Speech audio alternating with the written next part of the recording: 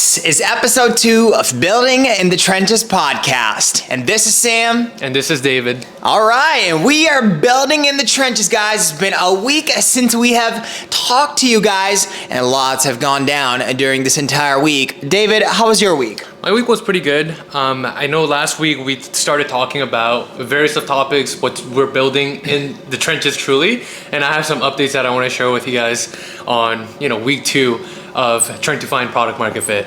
All right. I mean, do you want to get right into these updates that you have? Yeah. So today I had really interesting calls. So I think earlier I spoke. Oh, crazy story. We met Simon Squibb this week while I was running.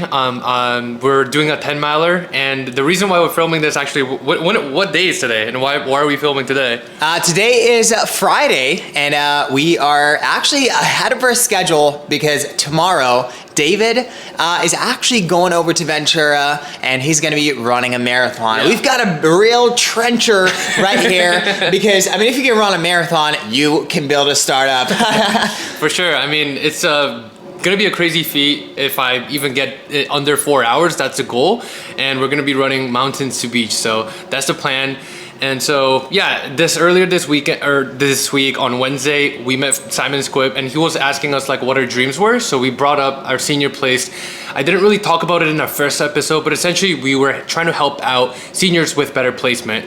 But the lesson that I've learned throughout building this is that you have to solve problems which rich people usually have. Think about how Tesla, when they started out, they started with like, I think the Roadster, right? Yeah, the Roadster. So like Elon Musk himself is a prime example of, if you look at our pyramid, the top is solving wealthy people's problems and then kind of niching down so that you could go kind of mass market. Yeah. So kind of the same idea here is, always serving like a higher clientele and then eventually finding that middle market, because middle market is where you're going to be able to find a lot of opportunity. So I had a conversation with Christian Care. They're the biggest nonprofit assisted living facility with over 1,000, I believe they have over 3,000 units or so. Wow. Yeah, in Arizona. So I had a really nice conversation with the director of operations, and he scaled that essentially that whole facility from since 1969 to $30 million in enterprise value.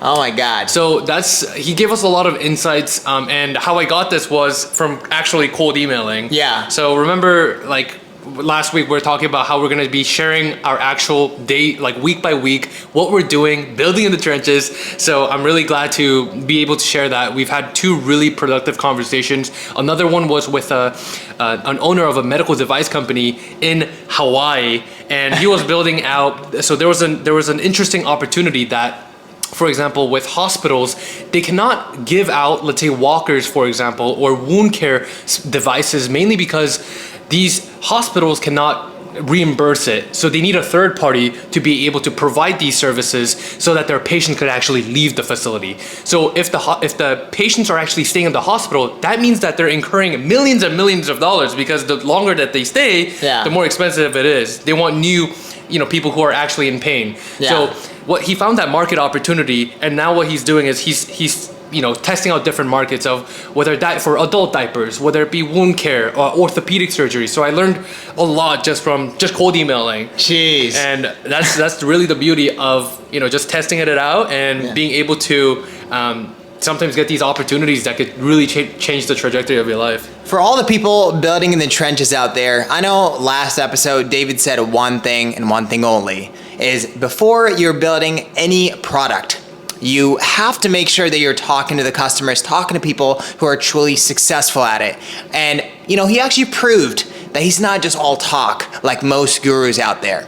He actually goes out there and he talks to people who are successful in the industry that he's building in. So if there's one thing you guys can take away from this episode of Building in the Trenches podcast, is that your customer and the people who have already done that, I mean, that's a basic cheat code for you to basically implement. I mean, he was able to talk, and it got you pretty far ahead in terms of what you're going to be doing. Yeah, and huge shout out to Sam also, because it really matters of how you get the leads and like the right customer profile. And Sam gave a really good, he's also in the trenches looking at like so many different softwares. So for example, I was using a software called Built With, and I didn't know, but Sam was really smart about, actually how can I get these leads for even cheaper? So kind of guiding me through, on Fiverr, for example, you could actually find someone and outsource this whole thing for less than, maybe like $20 to $50, where I was spending on software for $395 or more for the pro membership. So there's very kind of,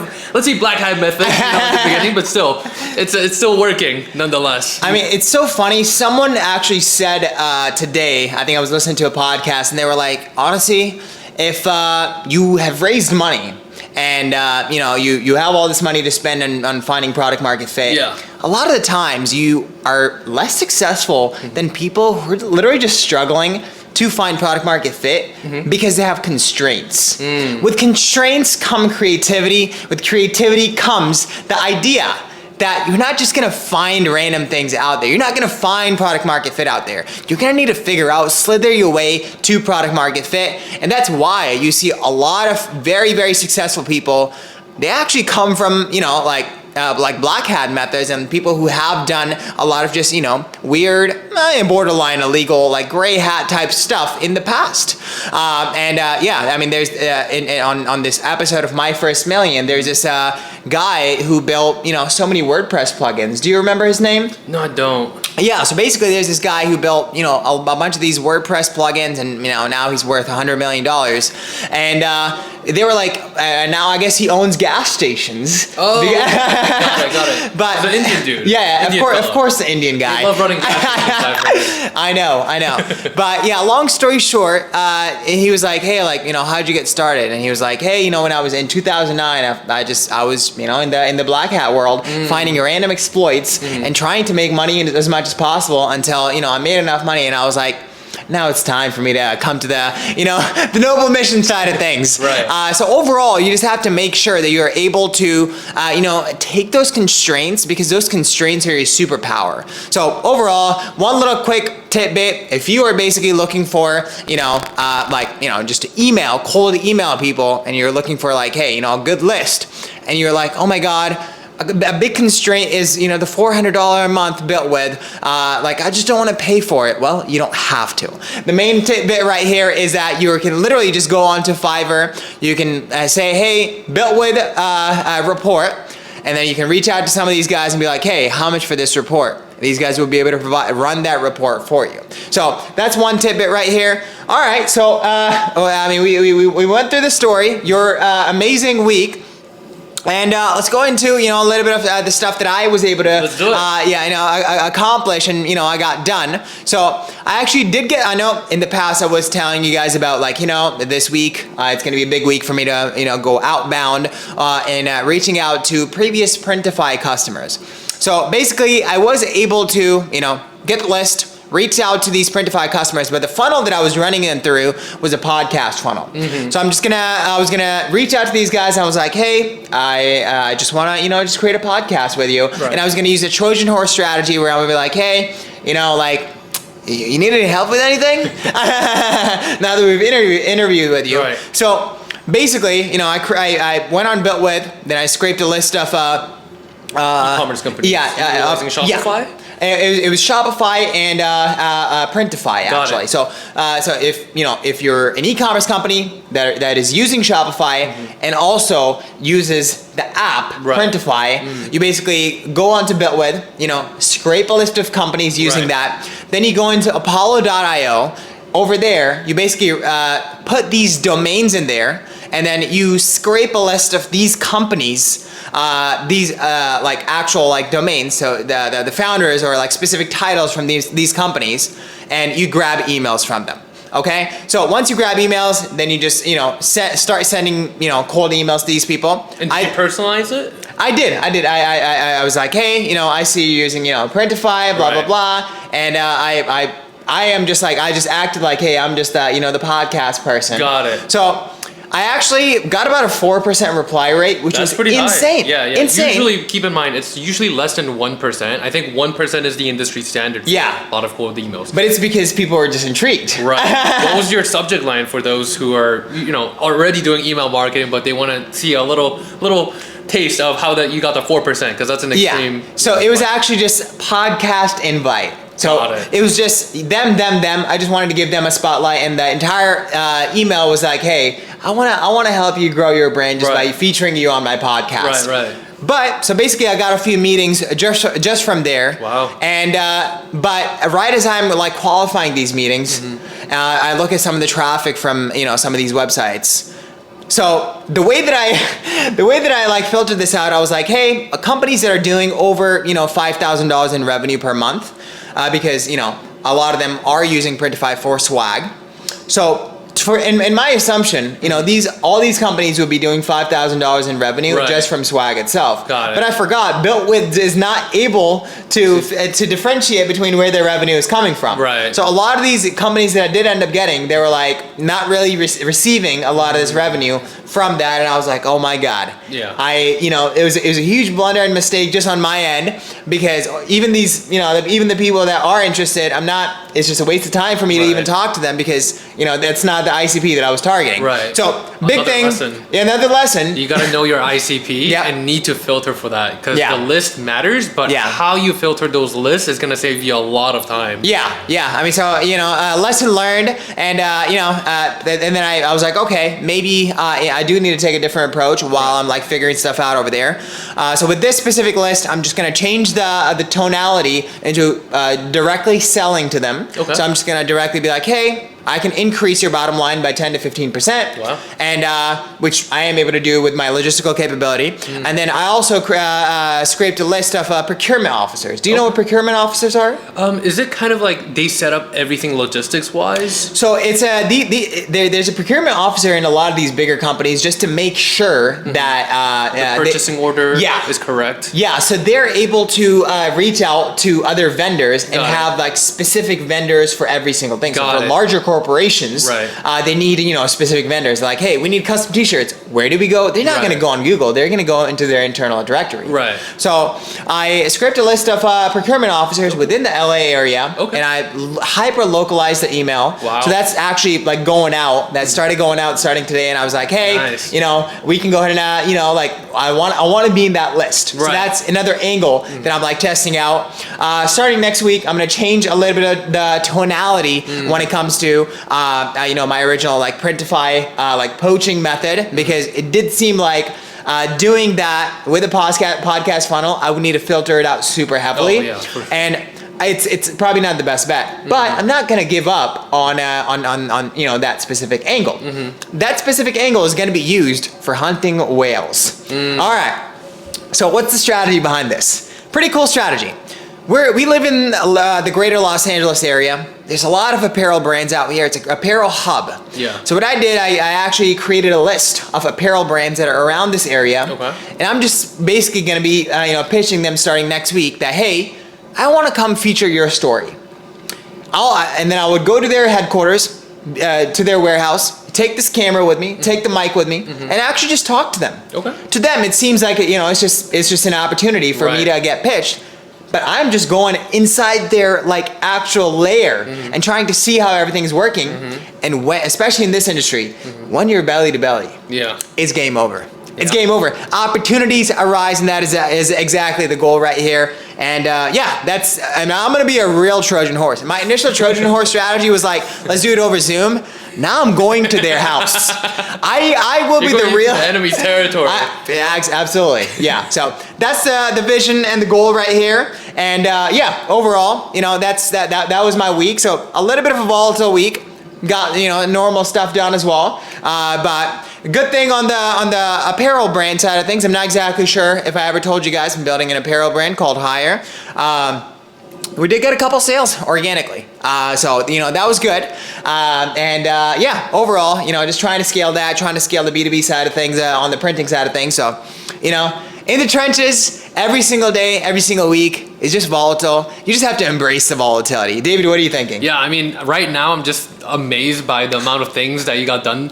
I feel like this should be a segment every single week. I feel like if we just tell ourselves, like that Elon Musk quote, what did you get done this week? Yeah. Just having holding ourselves accountable with what have we actually created, not like the hours produced, but like the actual tangible things, so that we could bring, real-time events. Because I think this is really insightful for also people who are building or Yeah. interested in thinking about building. Yeah. Especially because we have kind of a little different backgrounds, because Sam's doing this full time, whereas I'm balancing this with our 9 to 5. You'll get both perspectives, which Yeah. is, you know, super practical at the end of the day for you guys, but also seeing how we grow and also seeing that in the market value, because, you know, the market is going to be the ones that's actually valuing, and that's like the beauty of building in public, is that you're going to see ups and downs. I know. And, So- and talking about stuff getting done, me and David, like we promised you guys, we're going to do one course. We're going to purchase one course for you guys every single week. We're going to take it together, and we're going to go ahead and give you guys conclusions. So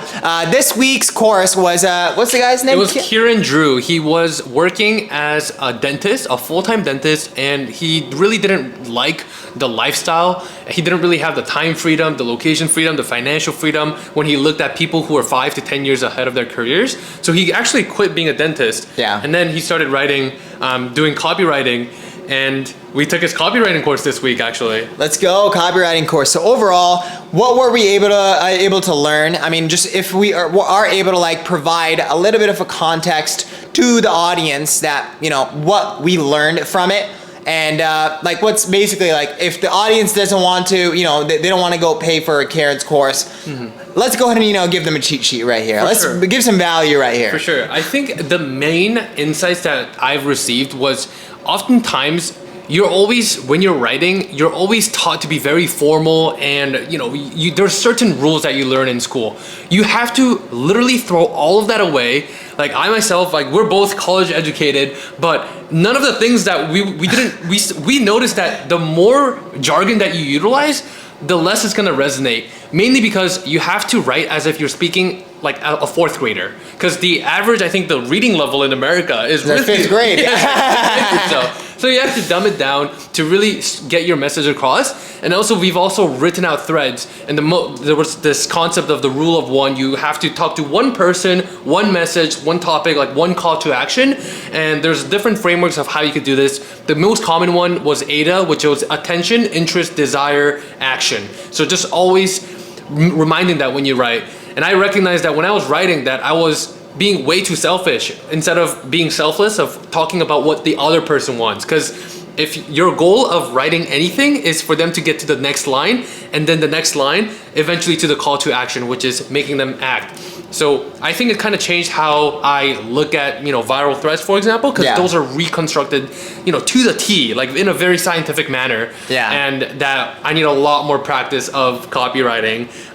But we believe that we kind of brainstormed this just off the cuff, and we're planning on utilizing X.com to kind of flesh out our ideas and then funnel that potentially into this podcast or within our personal brands ourselves. Yeah, I mean, I think overall it was a great course, and Kieran itself has done pretty well for himself just on X by using copywriting. So we were like, okay, we got to pay this guy, and especially, you know, for our audience, this entire podcast is all about providing you guys value on a weekly basis, and we're here for you. You know, all these building in the trenches, we're here for you. So go ahead and click the subscribe button and like this video right now if you're actually liking this, because we're actually paying. We're giving you guys free money right here. Yeah, and you gotta pay your taxes. You gotta pay the dues. You gotta pay the dues by liking and subscribing to this video, and then go ahead and actually share this with one of your friends as well. All right, so overall, within the course, I got a very similar conclusion,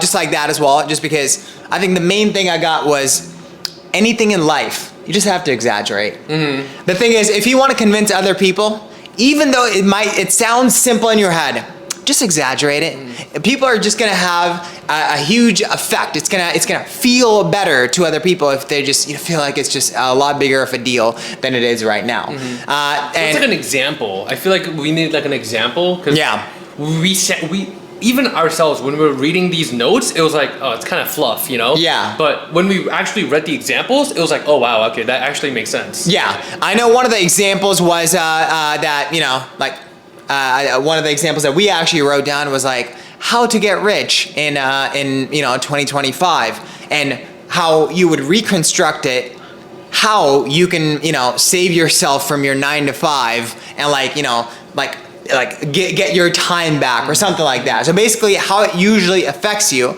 both of these terms have the same meaning. Right. But the second one, there's just more feelings attached to it. Emotions really matters, Yeah. but also it's kind of like very hitting, like personally. Yeah. You know, for example, Kieran really utilizes that. You know, don't if you want to be like a corporate slave, you know, you want freedom. We're just Yeah. like just terms that evokes emotion and that could be resonating. I think was something that we learned of. Yeah. We gotta utilize emotions and exaggerate the truth. But you know, there's always an essence of truth within the lie. But you know, exaggerating it so that it could kind of be playful in stories. Because at the end of the day, we're social creatures. We love storytelling. We've been doing it for thousands and thousands of years. Yeah. And copywriting is a true essence of distilling it down to that main message of storytelling. At this point, you guys might be asking, okay, how did you even choose copywriting? Well, copywriting is something that if you know how to write, you know how to speak. If you know how to speak, you know how to convince other people. Yeah. If you know how to convince other people, that means you're great at sales. If you're great at sales, you know how to make money. And if you know how to make money, you're gonna be very happy, man, especially when you're building in the trenches. And that's exactly why our next week's, the main course that we're gonna actually purchase for you guys is gonna be Neville Medora's copywriting course. And that's the one course that we've kind of actually been, you know, like looking forward to Right. taking because, I mean, Sam Parr actually started off like taking the Neville Medora's course Yeah. and then utilized that skill set to build over a $25 million empire. yeah. The hustle. Yeah. I think for us, it's going to be like very different because we're not just going to make a $25 million empire. We're going to make a $50 million empire, baby. Let's go. Love the energy. I know, because we're in the trenches. In the trenches, anything is possible. And that's exactly what we're doing right here. So, all right, guys, thank you so much for tuning into this podcast. We will go ahead and see you next week. Let's do it.